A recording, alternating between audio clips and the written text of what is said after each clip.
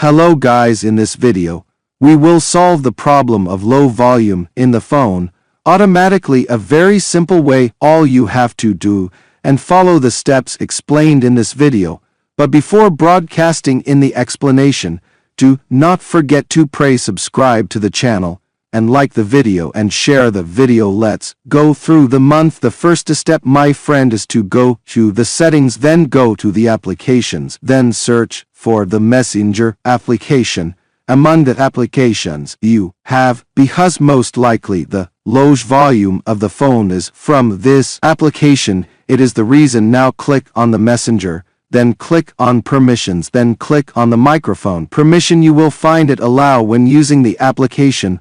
Only you choose the second option, request every time. Now after doing this process, restarts your phone, and if you find the problem may be solved, it is okay, and did not find it, and if you do not find it may be solved, the tiger to the last step. That last step, my friend, is to go to the settings, then write in the search engine settings, write reset, then click on reset settings to default settings, then reset the settings to default settings without deleting anything, and thus your problem will be solved. This was today's topic. I hope you liked it and benefited. Problems and suggestions, write them in the comments, and we will meet in an upcoming video, God willing.